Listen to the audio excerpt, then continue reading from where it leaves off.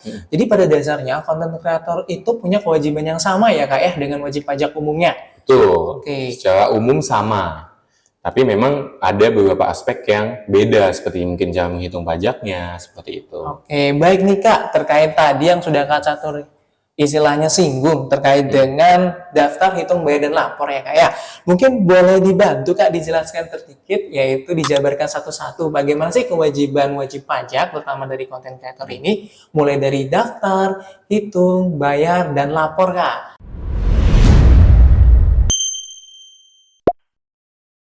1, 2, 3, welcome to Mama Podcast. Mau mere manise.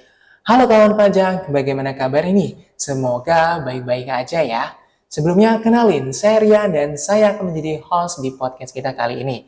Nah kawan pajak, sudah lama ya rasanya kita tidak bertemu dengan kawan pajak. Dan yang memang benar, di podcast kita kali ini merupakan podcast pertama kita di tahun 2024. Nah kawan pajak, sebelumnya kita saat ini sedang melaksanakan renovasi atau perbaikan ruangan podcast yang biasa kita gunakan. Oh ya kawan pajak, sebenarnya kawan pajak tahu nggak sih kalau penggiat media sosial atau konten kreator juga memiliki hak dan kewajiban perpajakannya. Dan oleh karena itu, kita akan di podcast kita kali ini, kita akan membahas hak dan kewajiban dari penggiat media sosial atau konten kreator tersebut.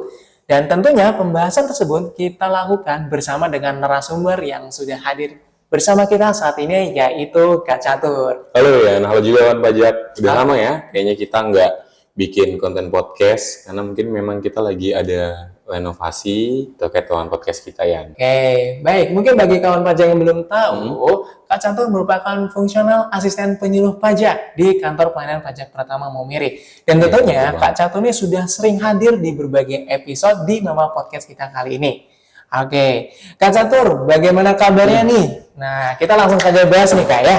Jadi seperti yang kita sudah ketahui nih Kak, bahwa wajib pajak kita ini, kawan-kawan pajak kita ini sudah mulai terjun ke industri kreatif, terutama sebagai konten kreator. Nah, betul banget ya. Jadi kabar nih pertama saya jawab dulu ya.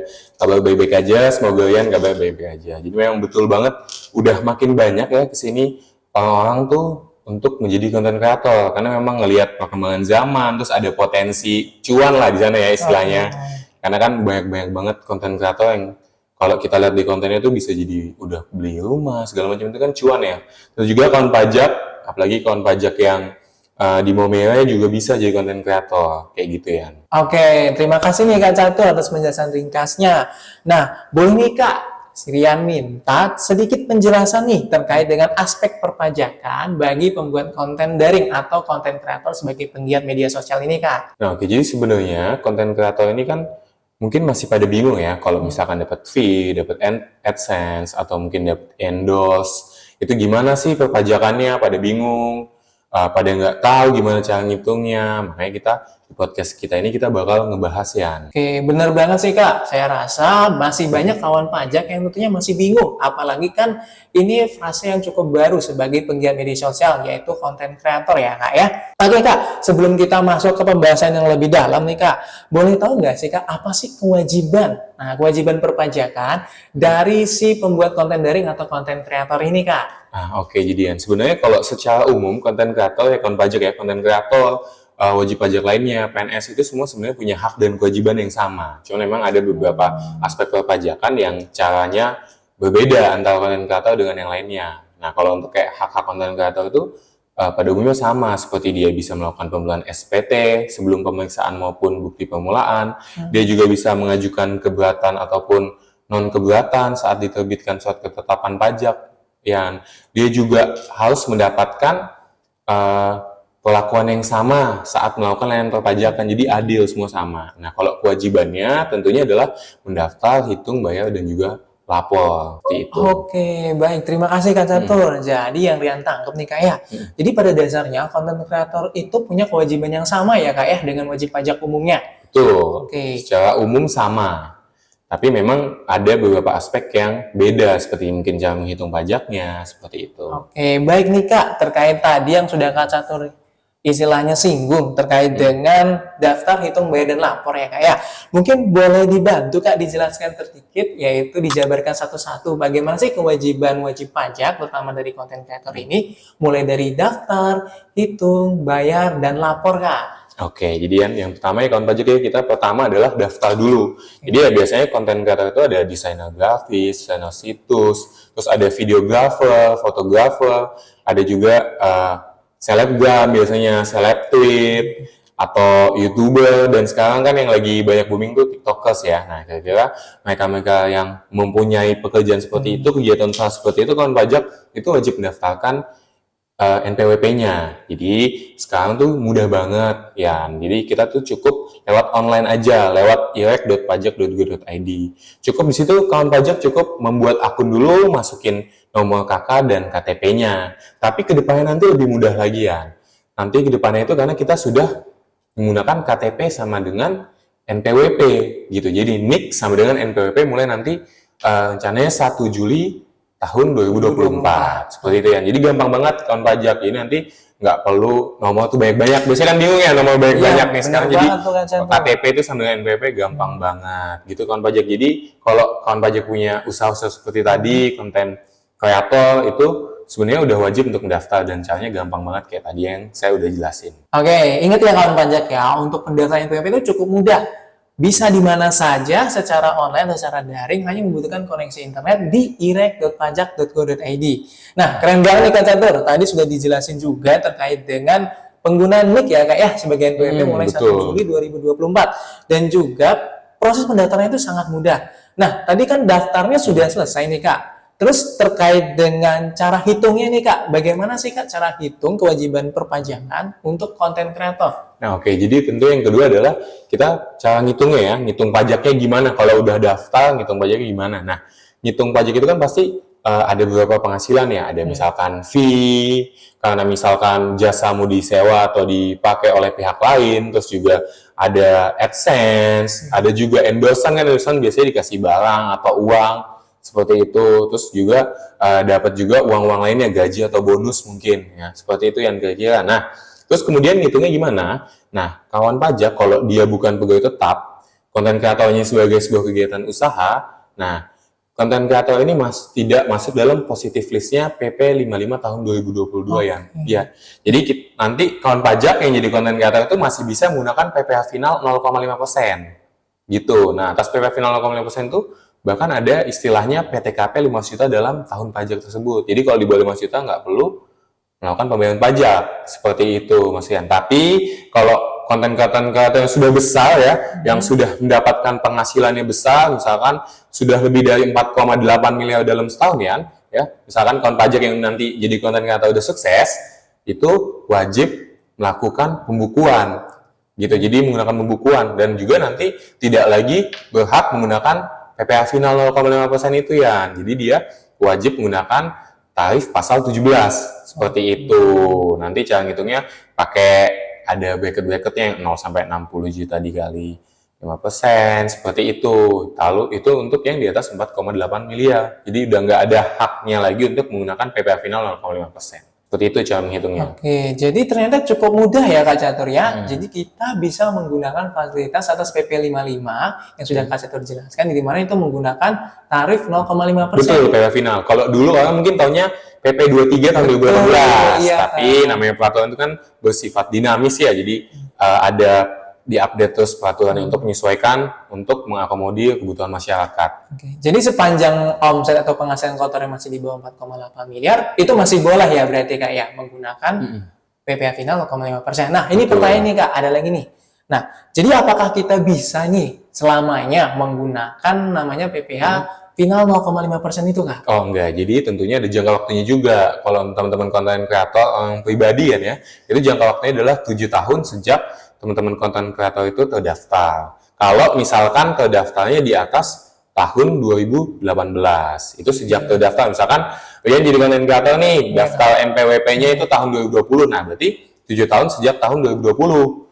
Tapi kalau misalkan kalian sudah bikin NPWP-nya tahun 2017, nah dihitungnya itu sejak tahun 2018, 7 tahunnya. Seperti itu. Oke, mungkin boleh Rian simpulin sedikit ya nih Kak ya. Jadi kalau misalnya konten kreator itu sepanjang memang omsetnya di bawah 4,8, itu memang masih diberikan fasilitas penggunaan PP 55 0,5% ya, Betul Kak, ya? banget. Jadi memang masih Oke. bisa menggunakan itu. Sepanjang 7 tahun terhitung sejak terdaftar atau terhitung di tahun 2018 Betul. gitu, Kak, ya?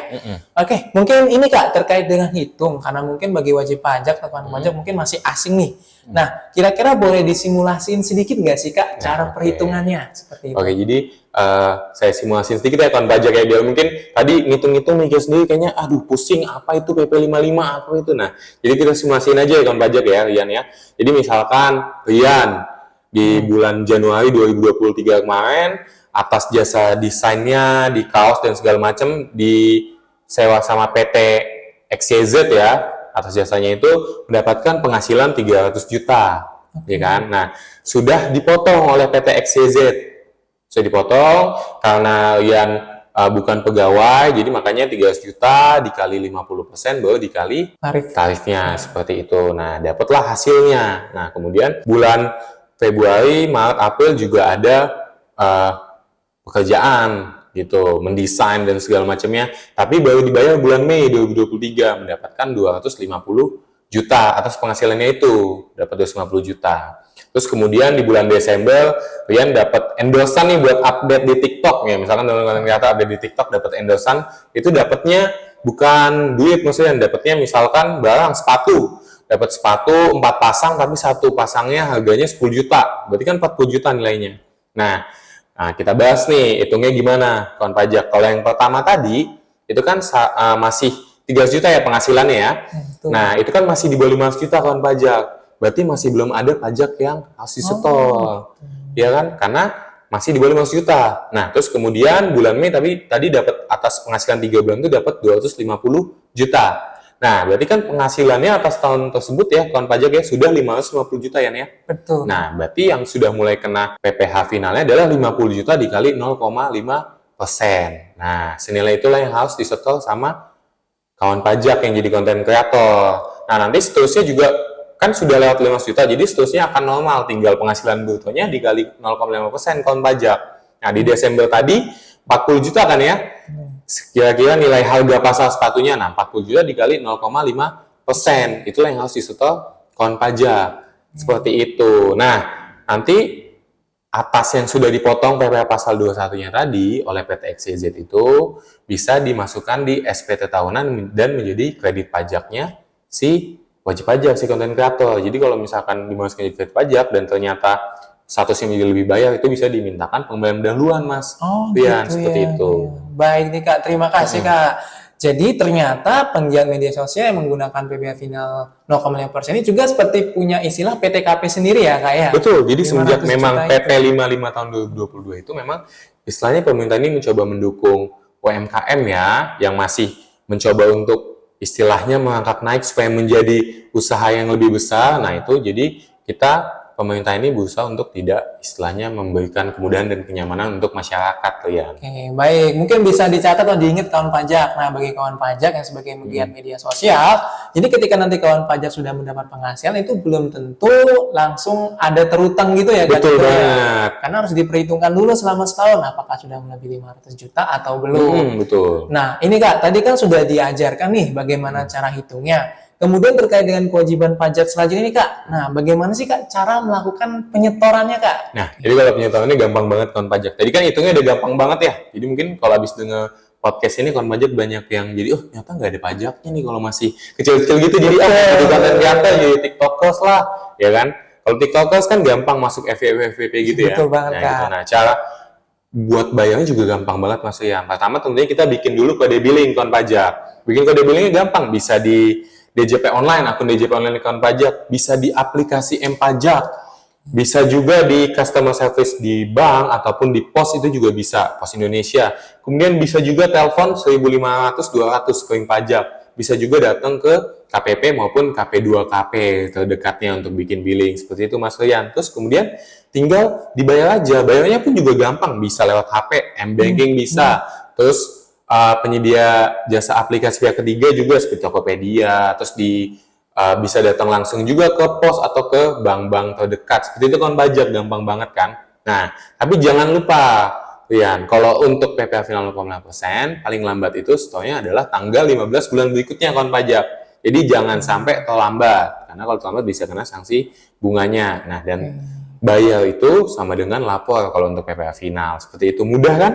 Oke, cukup mudah ya kawan pajak ya. Jadi setelah kita melakukan perhitungan, tadi kita bisa langsung setor ya Kak ya? Betul. Dan batas setornya itu udah tanggal 15 dan itu juga langsung lapor. Dan setornya mulai dari pembuatan billing hingga pembayaran kawan pajak bisa dilakukan secara mandiri tanpa Betul. harus ke kantor Semua pajak. bisa lewat aplikasi sebenarnya Mas Rian. Mudah banget ya Kak Catur Mudah ya. banget. Nah, tahap terakhir ini Kak, sisa satu lagi nih. Tadi daftar sudah, hitung sudah, bayar sudah, sisa lapor. Nah, ketika nanti sudah kita lakukan penyetoran, bagaimana sih Kak kewajiban lapor kita sebagai konten kreator nih? Seperti itu Kak. Nah, jadi konten kreator itu ya, dia juga wajib untuk melapor SPT tahunan, surat pemberitahuan tahunan.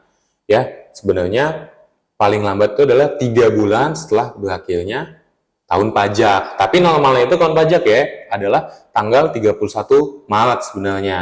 Ya, jadi memang namanya tanggal segitu. Itu wajib lapor SPT. Bisa lewat mana? Lewat DJP online tentunya. Gampang banget, bisa lewat e-filing ataupun e-form, atau juga memang misalkan kawan pajak yang masih manual bisa langsung datang ke KPP terdaftarnya untuk menyerahkan formulir manualnya seperti itu, atau bisa juga melalui pos seperti itu. Yang gampang banget kan, dari mendaftarnya, menghitungnya, membayarnya hingga melapornya gampang banget.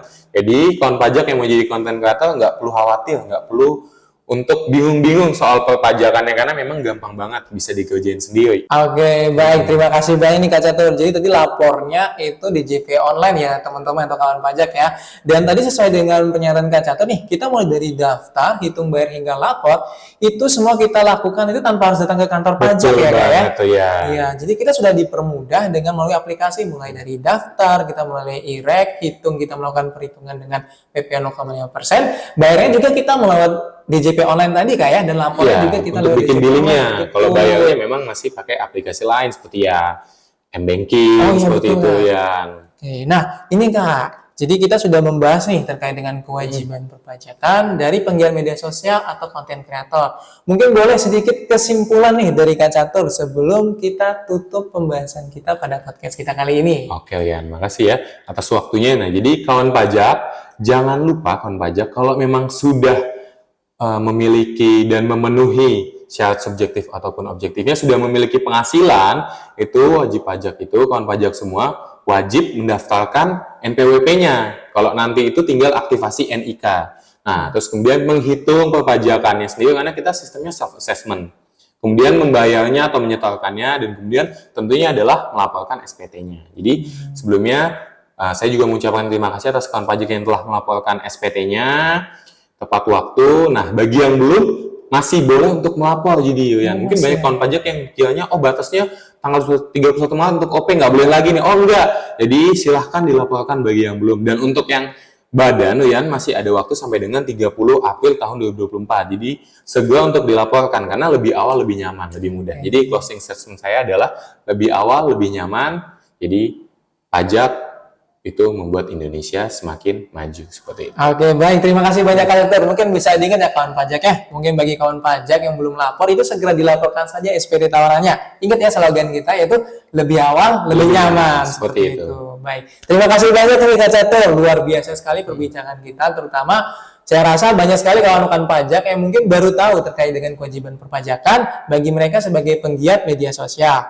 Nah, ternyata setelah berdiskusi dengan Kak Catur, kita jadi tahu banyak hal ya Kak ya, terutama dari sisi kewajiban perpajakan yang dimana itu sama dengan wajib pajak umum lainnya. Betul, secara umum sama, tapi mungkin ada beberapa aspek yang beda-beda seperti itu.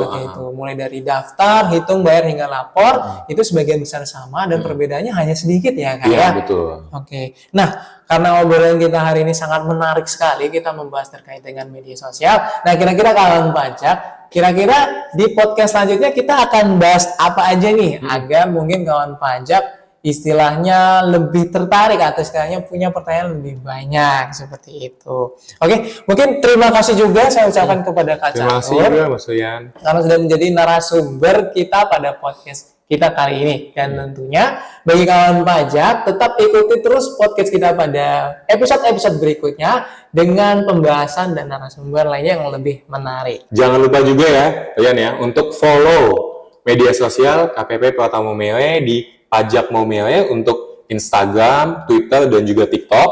Nah, karena di situ banyak konten-konten menarik Rian. Dan juga kalau kawan pajak punya ide-ide atau pengen bahas apa nih, itu bisa banget tinggal langsung DM aja untuk request konten apa yang mau kita ulas. Kayak gitu ya Rian ya. Oke, baik. Terima kasih Kak Catur. Iya, mungkin jangan lupa juga untuk follow dan subscribe juga ya Kak ya Betul. di media sosial kita. Oke, mungkin cukup sekian Kak Catur. Terima kasih mungkin untuk kawan pajak. Sampai jumpa di podcast kita selanjutnya. Sampai jumpa kawan pajak. Bye-bye.